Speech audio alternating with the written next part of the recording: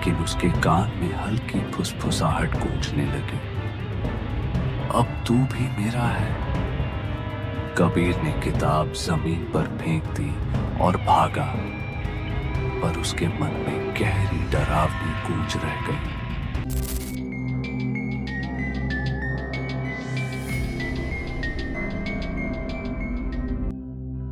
उस रात आरव हॉस्टल की छत पर गया। वहां उसने अपने हाथ में ब्लेड से कट लगाया और खून किताब पर टपकाया। वो बड़बड़ाते हुए बोला, वश, मेरी आत्मा, मेरा शरीर सब तेरा है। बदले में रिया हमेशा मेरी होगी। अचानक आसमान में काले बादल घिर गए। बिजली की गड़गड़ाहट के बीच आरव का शरीर कांपने लगा। उसकी आंखें पूरी तरह काली हो गईं। छत पर खून से सिंबल्स बनने लगे, जैसे खुद धरती ने उसका ओथ स्वीकार कर लिया हो। नीचे खड़े कुछ स्टूडेंट्स ने यह सब देखा और डर से हॉस्टल छोड़ भागे, लेकिन आरव वहीं खड़ा रहा, हाथ फैलाए, जैसे किसी दानव का स्वागत कर रहा हो। उस रात हॉस्टल में माहौल पूरी तरह बदल गया। हर कमरे की लाइट अपने आप झपक रही थी, दरवाजे खुद से बंद हो रहे थे। छात्र डरकर एक हॉल में इकट्ठा हो गए। अचानक बाहर से एक दिल दहला देने वाली चीख गूंजी। सब भागकर खिड़की की तरफ गए। नीचे ग्राउंड पर आरव खड़ा था। उसके चारों तरफ ब्लैक स्मोक घूम रही थी। वो दोनों हाथ ऊपर उठाकर आसमान की तरफ देख रहा था और उसके मुंह से किसी अज्ञात भाषा के शब्द निकल रहे थे। छात्रों में से एक चिल्लाया, ये आरव नहीं है, ये कुछ और बन चुका है। उसी पल हॉस्टल की हर खिड़की अपने आप बंद हो गई, जैसे हॉस्टल अब एक कैद खाना बन चुका हो। रिया और कबीर छत की तरफ भागे। उन्होंने आरव को घेरने की कोशिश की। कबीर चिल्लाया, आरव, ये सब रोक, तू हमें भी ले डूबेगा। आरव ने धीरे धीरे उनकी तरफ देखा। उसकी आंखों में कोई इंसानी चमक नहीं बची थी। उसकी आवाज गहरी और डरावनी थी। अब आरव नाम का कोई इंसान नहीं है, अब सिर्फ वश है। अचानक आरव हवा में उठ गया। उसके चारों तरफ सिंबल्स चमकने लगे और ब्लैक स्मोक ने उसके शरीर को घेर लिया। रिया ने कांपते हुए कहा, हमें इसे रोकना होगा, वरना हम सब खत्म हो जाएंगे। कबीर को याद आया कि लाइब्रेरी की एक किताब में लिखा था, वश की शक्ति सिर्फ आग से रोकी जा सकती है। उन्होंने मोमबत्तियां और केरोसिन लाकर टेरेस पर एक सर्कल बनाया।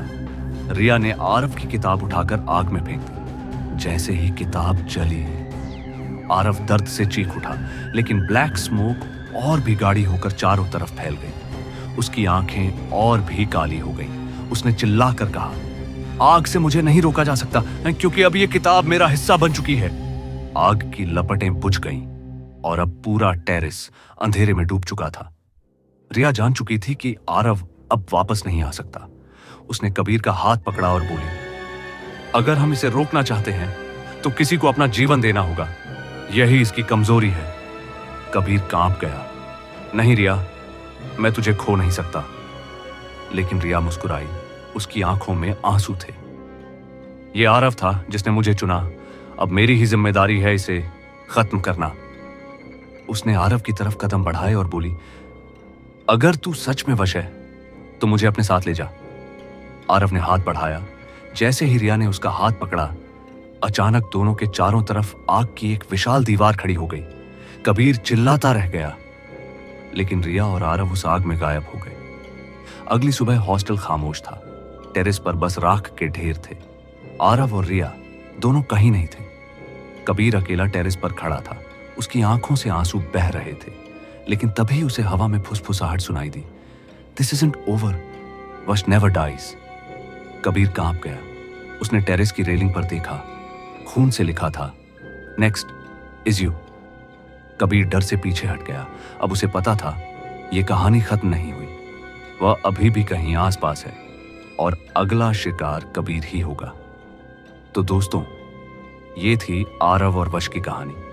लेकिन क्या यह सच में खत्म हो चुकी है, या फिर वश अब भी जिंदा है और अपना अगला शिकार ढूंढ रहा है? अगर आपको यह कहानी पसंद आई हो तो वीडियो को लाइक करना मत भूलना। कमेंट में बताना कि रिया का सैक्रिफाइस सही था या नहीं। और ऐसी ही डरावनी कहानियों के लिए चैनल को सब्सक्राइब करो, क्योंकि अगली बार जो कहानी आएगी वो शायद और भी डरावनी हो। याद रखो, अंधेरा सिर्फ बाहर नहीं होता, कई बार वो हमारे अंदर भी छुपा होता है।